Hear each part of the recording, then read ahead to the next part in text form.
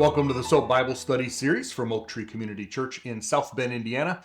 We are working our way through the Gospel of John, and we're only a couple of weeks into it, but we're coming to some longer chapters, and so we're not reading. It's not like we're doing a chapter a day this week. Right. We're Yeah, only they're getting long. like a chapter and a half Yeah. this time through. So, Yeah. Yeah, and they are packed full of stuff. yeah, Right. yeah, And we're building on each other too. So it makes sense that we talk about last week, but yeah, last week we talked about Jesus having an interaction with two individual people. yeah, And it's kind of cool. He's starting out with individuals. yeah. And we'll And see they he goes, couldn't be more different. but yet there are some similarities. Yeah, there was. Yeah, so in chapter 3, Jesus talked about a religious leader by the name of Nicodemus, and it seems that he was sent by the Pharisees specifically to talk with Jesus and verify, what are you teaching? Yeah. Right? Who are you? Where are you from? What are you Yeah. teaching? Right. Yeah. Yeah, Nicodemus called Jesus rabbi, which is good, you're a teacher, and he said, which we took to be the Pharisees as a whole, Yeah. know that you come from God. And he acknowledged that Jesus was performing miraculous signs. Yeah. And you made a note that, that'll come to an end. Yeah. But they said so here. Yeah. But it stops there, right? So miraculous signs should have been an indication that he was a prophet or the Messiah, or at least they should talk more about Yeah. it. But Nicodemus didn't. Yeah. Right? It was almost like he assumed that can't be this guy. Yeah. And Jesus talks to Nicodemus about being the son of man, or about the Son of Man, Yeah. but he doesn't attribute it to himself either. Yeah. Not as clearly as we would, maybe like him to. Now he will this week, but Right. he didn't. He didn't. Right. Yeah. Well, or how much he attributed it to the next person in chapter 4 from last week. So Yeah. Jesus talks to a Samaritan woman, very different conversation. Jesus tells her about her marriages and history, right? I know about you type of thing.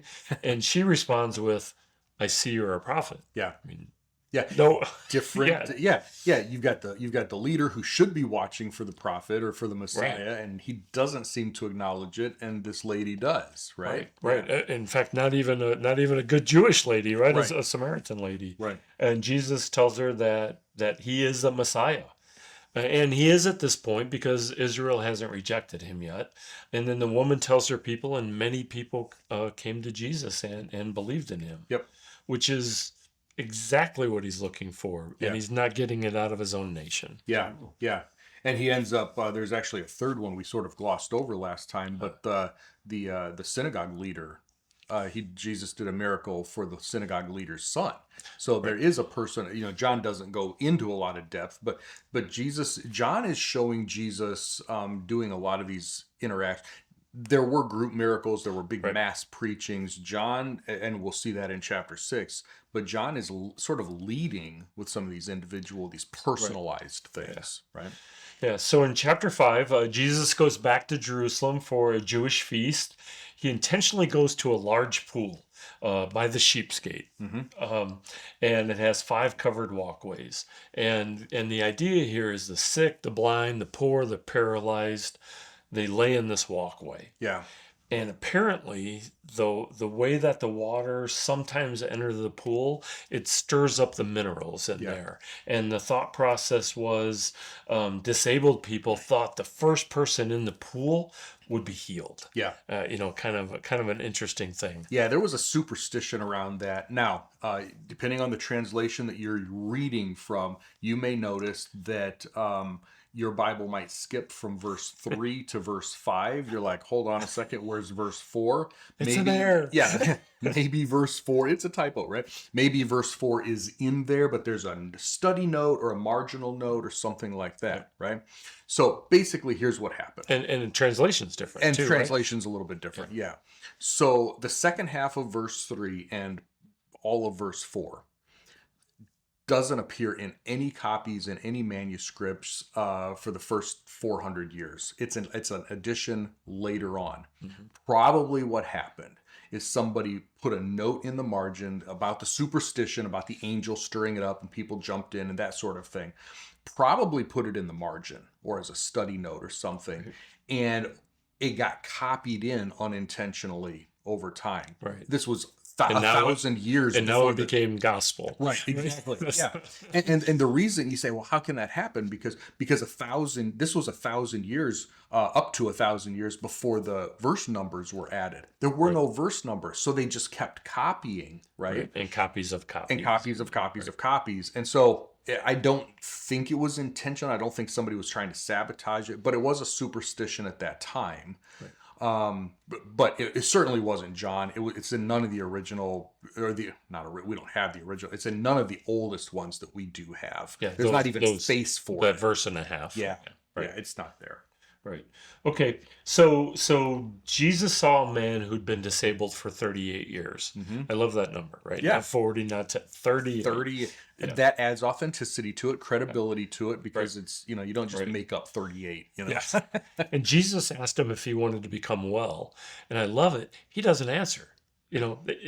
A yes/no question. Yeah. He answers with, I don't have anybody to put me in the water when it's stirred up. Yeah. Again, right? Yeah, the super knowing that he could be healed by that, or believing that he could be healed by that. When but it almost makes sense, right? Because you're disabled for 38 years. You've tried how many times over all this time? He's like, I have no one to help, right? He just sort of jaded or cynical by exactly. Point, right? So Jesus tells the man to stand up, pick up his mat, and walk.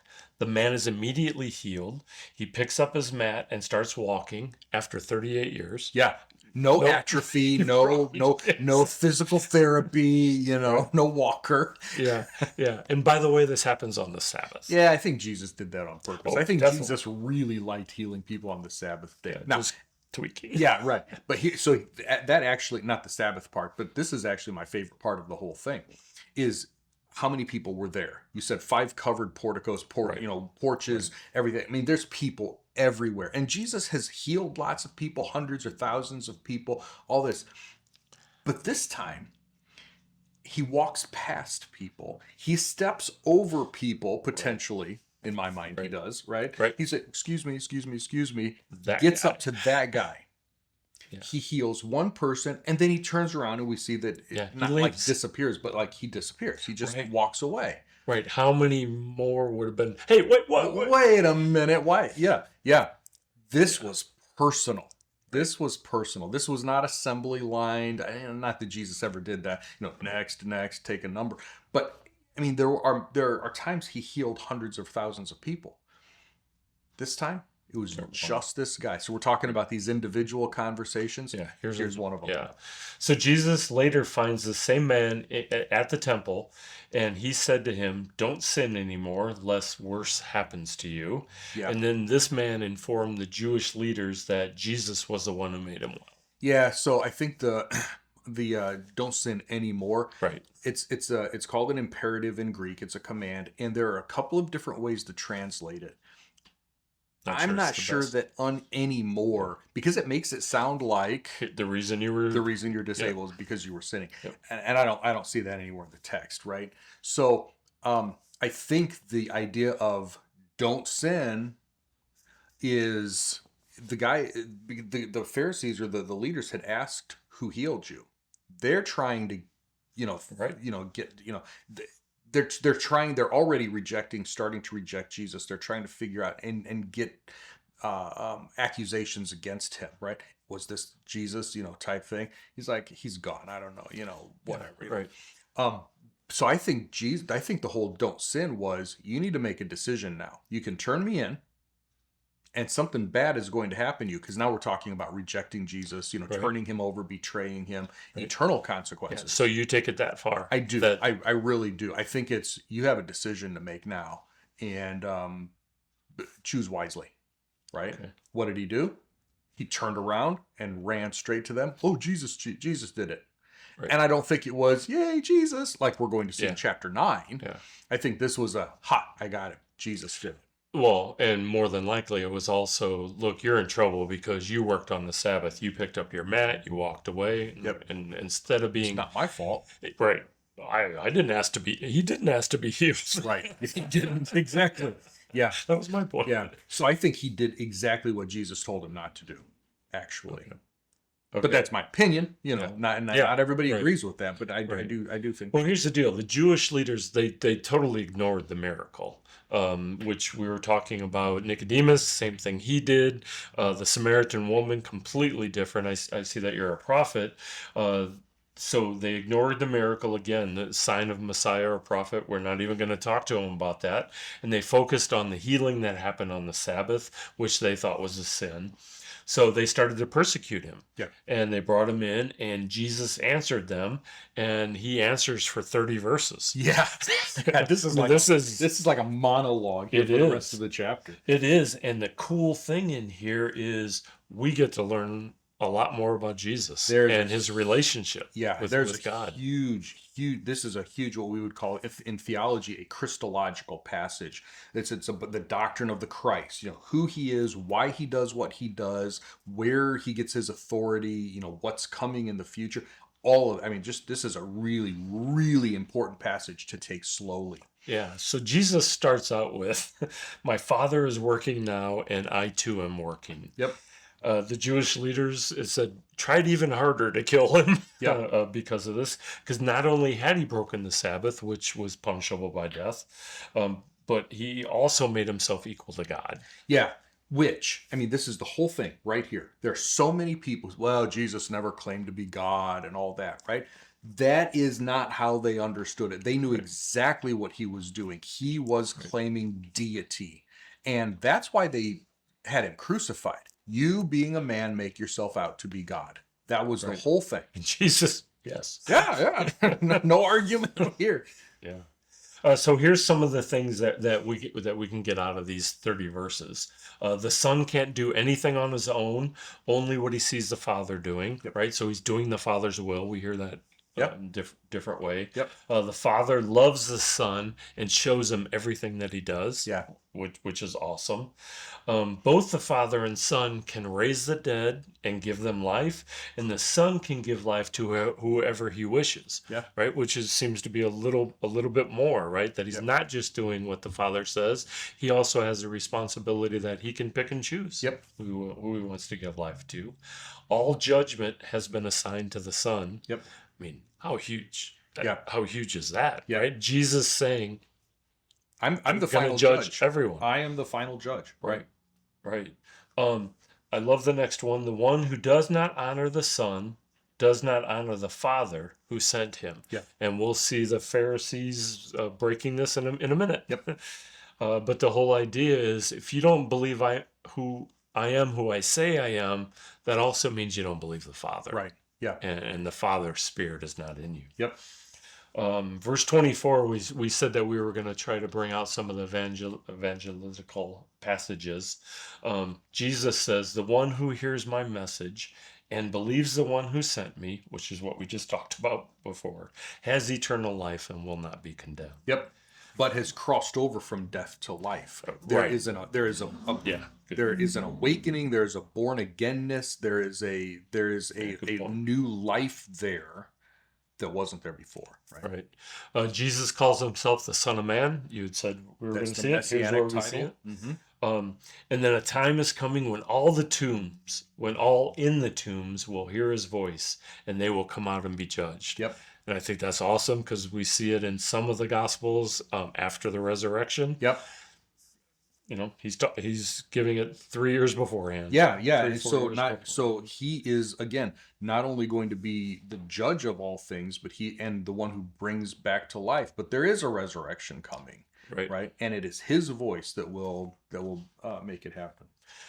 Jesus acknowledged that John the Baptist was testifying about himself, about Jesus. And, he's still talking to the Jewish leadership here. And he says to them, "You do not have the Father's word in you because you don't acknowledge the Son who he sent." Again, tying back into what he had said before. And then he says, "Moses is going to accuse you because Moses wrote about me." I could see, them rejecting them. I could see how inflammatory his words would have been to them. And he acknowledged, listen, you study the Bible, you study the scriptures, and you think that you have eternal life because you study the scriptures. But the scriptures are pointing to me, right? And because you don't believe in me, you can study the Bible all you want. You can read the Bible all you want. That's not what gives life. That's not what brings salvation, right? The scriptures, the Bible, is a means to an end. They are not the end themselves. Right. Yeah. Right. It's not just a textbook. Yeah. Yeah, exactly. Yeah, it's applied. Yep. Applied. But he says, not that you can't come to me, but that you won't. You're not even willing to come to me. You are happy in your tradition. You are stuck where you are, and you're happy being stuck where you are. And you're not willing to change. And you're not going to change if you're not willing to. Right.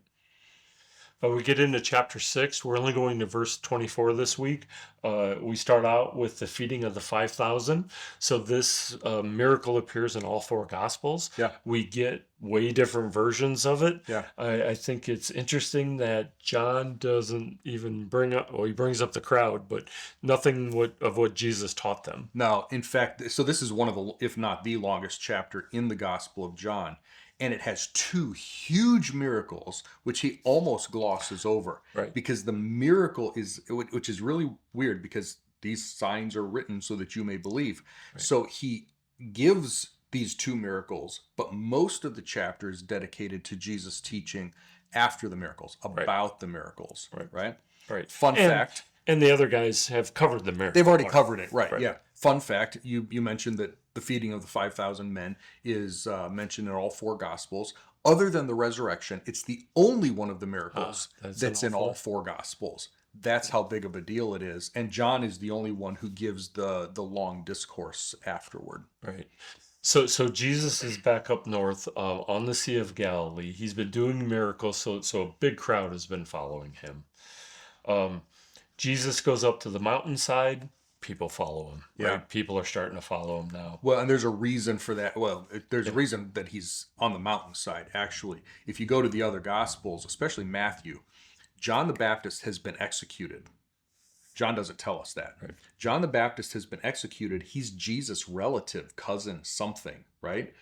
Jesus is now trying to get away from the crowds. He needs to go away and grieve. And every time he goes somewhere, they keep following. Right. He's about ready to start talking about his own death to the disciples. He needs a little leadership retreat with them. People keep swarming around. Every time he goes away to a mountain, every time he goes away somewhere, they keep following him. Here, he went to the other side of the lake, right? Right. They followed him to the other side of the lake. So this whole thing is Jesus is in grief and he can't get a break. He needs to work with his disciples. He can't get a break, and he's still ministering to all these people.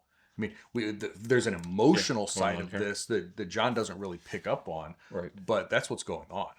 Right. So Jesus goes up to the mountainside. All the people follow. Jesus says to his disciples, hey, where can we buy bread for the crowd? Yeah. Now, Jesus knows exactly what's going to happen. In my mind, this gets them thinking about their responsibility. Yeah. One is, hey, we have a responsibility to feed these people.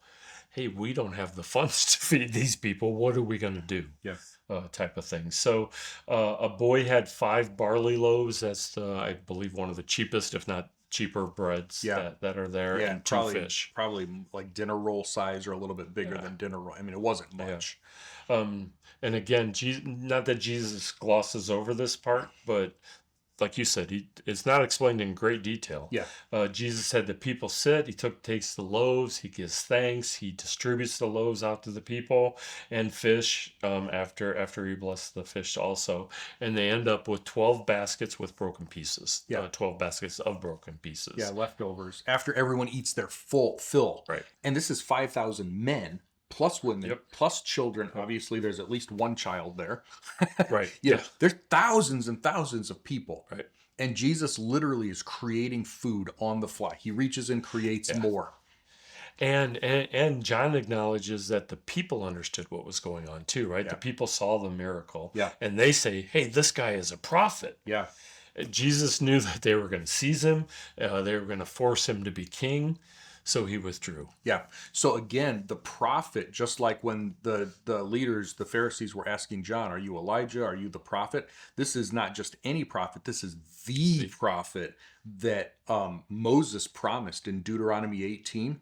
God will raise up a prophet like me from among you, And it's a messianic reference. Is it possible that he's the Messiah? They're still wrestling with this. Let's make him king, because if he can do this, right, we're golden. We're right. golden. Right. So that evening, the disciples get in the boat, and they're gonna cross the Sea of Galilee and go to Capernaum. Again, Jesus needs some time away. He's going to pray. He's going to grieve, and so he even sends the disciples away. Yeah. So the wind was strong, the sea was rough. They had rowed 3 to 4 miles. If you look at a map, it really depends on what they said. He's on the other side. If he's straight across, it's about 3 or 4 miles. If he's down, it's probably closer to 15 miles. Yeah. But anyways, they knew this. They remember at least 4 of them were fishermen. They know every square inch of this lake. Right, and they know they know it can get rough. Yeah, but they've never been anything like this before. Yeah. So after rowing 3 to 4 miles, they caught sight of Jesus walking on the lake and coming near the boat. I laugh. We would be the same way. We'd be petrified. Yeah. The disciples were frightened. Jesus said, "Do not be afraid." And then a little different, they came to land. So that was also a miracle. So that's just sort of like a sub miracle so he's walking across. He gets into their boat. Not only does the storm immediately calm, but they are teleported or transported across. It's not like they were 10 yards 10 feet away. And all of a sudden, cleared up and we're here. No, they were immediately moved. Notice also he doesn't mention Peter walking on the water here. Exactly. And then he says the next day the people realized that Jesus wasn't there, so that would have been the spot they were before, feeding of the 5,000 men. And the crowd followed along to go to Capernaum. Yeah, how'd you get over here? Which is where we'll pick up next time. Yeah. So a lot going on. Hopefully we brought out some things you hadn't thought about before, or things to at least think about. Yeah.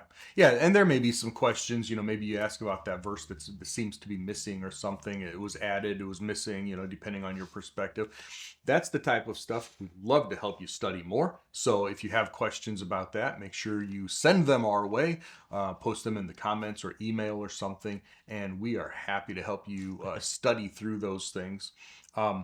Next time we'll finish in chapter 6. That's really the point of what he's trying to get to with the miracles. Right. So we stopped a little early this week just so we didn't get. I didn't want to stop in the middle of the teaching. Well, the miracles are always great, but they're not necessarily the teaching. They don't stand alone. So why is the miracle there? We'll pick up on that next time. That's where we'll pick up. So see you then. Bye.